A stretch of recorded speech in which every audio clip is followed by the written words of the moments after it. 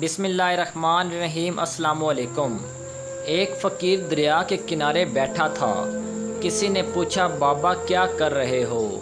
فقیر نے کہا انتظار کر رہا ہوں کہ مکمل دریا بہہ جائے تو پھر پار کروں۔ اس آدمی نے کہا کیسی بات کرتے ہو بابا، مکمل پانی بہنے کے انتظار میں کبھی دریا پار نہیں کر پاؤ گے۔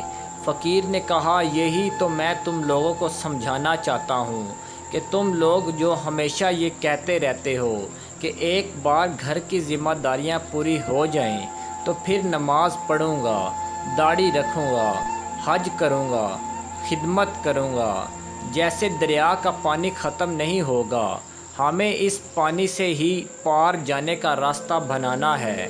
اسی طرح زندگی ختم ہو جائے گی پر زندگی کا کام اور ذمہ داریاں کبھی ختم نہیں ہوں گی۔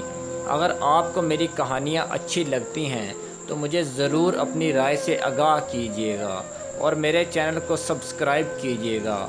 اللہ پاک آپ سب کو سلامت اور خوش رکھے۔ خدا حافظ۔